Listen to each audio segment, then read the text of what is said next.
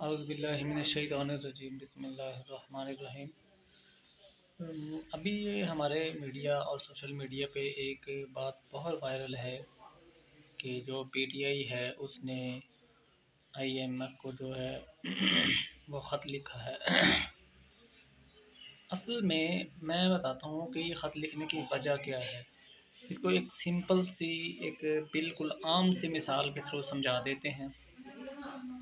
جیسے ہمارے محلے میں یا ہمارے عام گاؤں میں، دیہاتوں میں، شہروں میں آپ دیکھتے ہوں گے جب ہم کسی سے قرض لیتے ہیں تو وہ ضمانت کے طور پر کسی کو نمائندہ بناتا ہے اور وہ یہ طے کرتا ہے کہ جو میں آپ کو قرض دے رہا ہوں اس کو آپ نے کس طریقے سے خرچ کرنا ہے، کیونکہ قرض کی آپ نے انٹرسٹ کی صورت میں اس کو ریٹرن کرنا ہوتا ہے۔ تو جب کوئی میرے نام پہ قرضہ لے گا اور مجھے وہ قرض کا جو فائدہ ہے یا وہ رقم ہے وہ نہیں ملے گی تو وہ قرض پھر میرے نام پہ کیوں ہے؟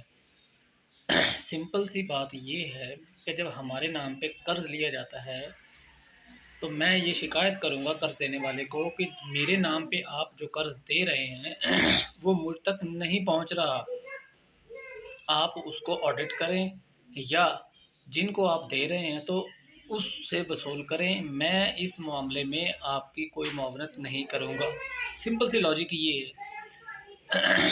اور کوئی بھی دنیا کا قرض دینے والا ادارہ یا بندہ ایسا نہیں جس کو اس کی ایشورنس ہو کہ یہ واپس ملے گا اور وہ قرض دے دے۔ جب آپ کو ایشورنس نہ ہو تو وہ قرض نہیں دیتے۔ اب پی ٹی آئی نے اپنا تحفظ یہ ظاہر کیا ہے کہ ہمیں جو آپ سے یا آپ نے ہم سے جو ایگریمنٹ کیا تھا کہ قرض میں آپ ہمارے ساتھ تعاون کریں، جب قرض لیا گیا تھا تو اس میں سائن کروائے گئے تھے، تو انہوں نے ان سے سائن کیوں لیے تھے؟ وہ ہر ریلیونٹ پارٹی سے اعتماد میں لیتی ہے، ان سے بات کرتی ہے تاکہ کوئی بھی پارٹی جو کہ حکومت میں آئے یا وہ حکومت کے ساتھ کسی بھی طریقے سے کسی بھی لاہے عمل سے اس کے ساتھ کنیکٹ ہو یا اپوزیشن میں ہو، تاکہ وہ سب اس معاملے کے ذمہ دار ہوں تاکہ قرض واپس کرنے میں آسانی ہو۔ لیکن پاکستان کا المیہ یہ ہے کہ پاکستان جب سے بنا ہے قرض لے ہمارے ادارے، ہماری گورنمنٹ، ہماری پولیٹیکل لوگ لے رہے ہیں، لیکن اس کا جو بینیفٹ ہے وہ ہم تک ثمرات نہیں پہنچ رہے۔ تو یہ اس میں کہاں سے غلط ہو گیا بھئی خط لکھ دیا گو کہ میری ایک پرسنل اوپینین ہے کہ خط لکھنے سے آئی ایم ایف قرض روکے گا نہیں۔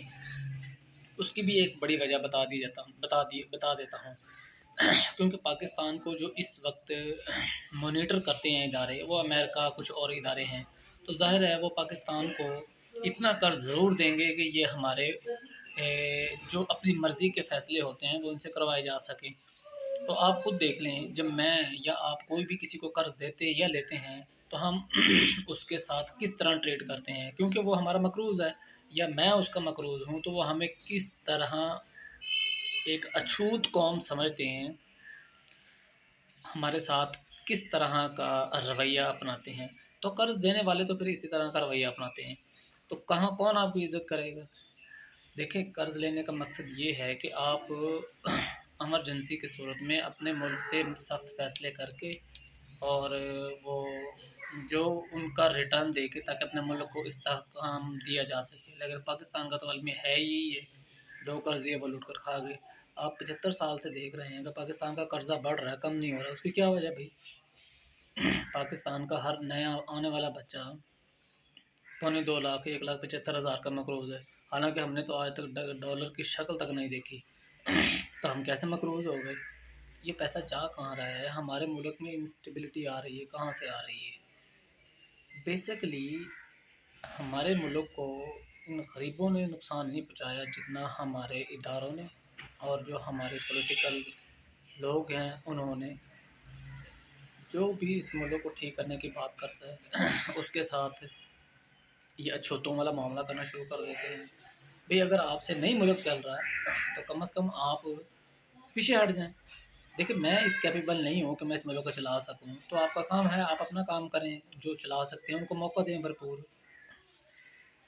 हमारे इदारों का और हमारे लोगों का और हमारे मुसलमानों का एक ही जो मैंने नोट किया है, इनकी एक ही सबसे बड़ी जो क्या कह सकते हैं वीकनेस है, ये अपनी अपने जो मामलात हैं उनके अलावा बाकी हर मामलात में दखल अंदाज़ी करते हैं, जिसकी वजह से हमें